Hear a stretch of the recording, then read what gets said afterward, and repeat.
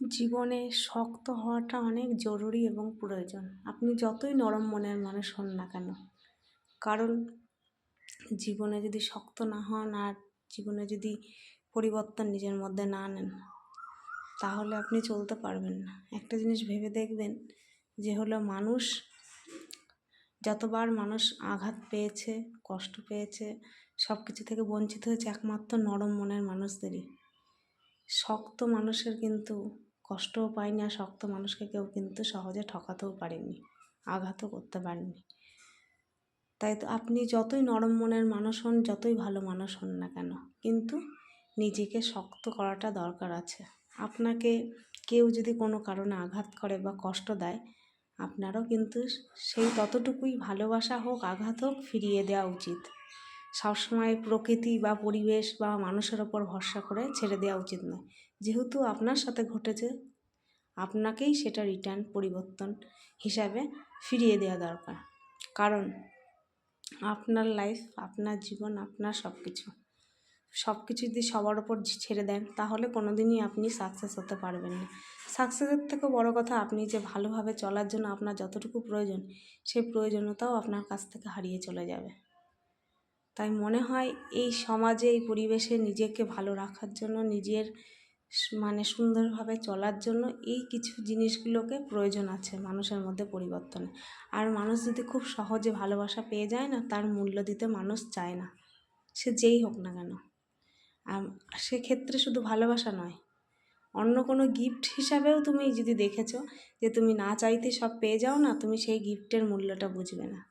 কিন্তু যখন তুমি অনেক কষ্ট করে বা অনেক কিছু পেরিয়ে জিনিসটা পাবে, তখন তার মূল্যটা অনেক বুঝতে পারবে, অনেক দামি হিসাবে সেটাকে গণ্য করবে। না হলে মানুষ তোমাকে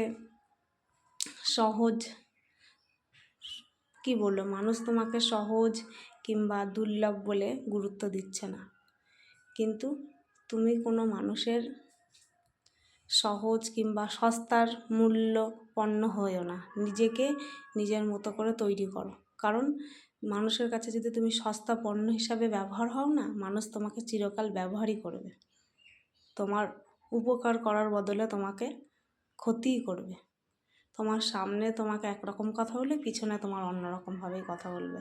তাই সব কিছুকে পেরিয়ে গিয়েও নিজের জন্য নিজেকে একটু ভিতর থেকে হলেও শক্ত না হতে পারলেও বাইরের থেকেও তোমাকে দেখাতে হবে যে তুমি শক্ত মনের মানুষ। যখনই তুমি নরম হতে থাকবে আর মানুষের আঘাত গ্রহণ করতে থাকবে, মানুষ তখন আরও সুযোগ পাবে, আরও বেশি তোমাকে আঘাত করতে সুযোগ নেবে। তাই তোমাকে রিটার্ন আঘাত কিংবা ভালোবাসা ফেরত তোমায় দিতে হবে। তবে কিন্তু সেই মানুষটা বুঝতে পারবে যে তোমার পিছনে লাগার কথাটা ভাবার আগে দুবার ভাববে। এটা আমি জ্ঞান হিসাবে ব্যবহার করছি না, মনে হয় আমার জীবনের কিছু পার্ট বা জীবনের কিছু সময়ের সাথে আমি যেগুলো ফিল করেছি সেগুলোই তোমাদের সাথে শেয়ার করলাম। আরেকটা জিনিস ভাববে সবসময়, মানুষ যখন সব কিছু না চাইতেই পায় আর অতিরিক্ত ভালোবাসা, তারপরে তার প্রতি দুর্বলতা দেখে, তখন মানুষ কিন্তু তাকে মূল্য তো দেয়ই না এবং তাকে ইগনোর করে, তাকে পাত্তা দেয় না। দিনের পর দিন তাকে এত খারাপ ব্যবহার করে যে তার কোনো মূল্যই নেই।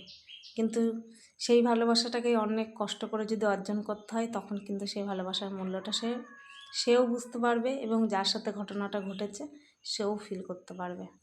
আমার কথাগুলো যদি আপনাদের ভালো লাগে, তো একটা সাবস্ক্রাইব তো হতেই পারে, একটা লাইক, কমেন্ট, শেয়ার করে আমাকে উপকার করবেন। আর যদি আমার কথাগুলো ভালো না লাগে, কমেন্ট করে জানাবেন, তাতে কোনো অসুবিধা নেই। আমি যদি কথাগুলো ভুল বলে থাকি, আমি শুধরে নেব।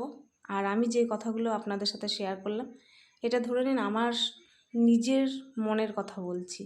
নিজের সাথে কিছু ঘটনা ঘটে যাওয়াকে আমি অনেক ফিল করেছি, সেই ফিল করা থেকেই আমি এই কথাগুলো মন থেকে বলছি।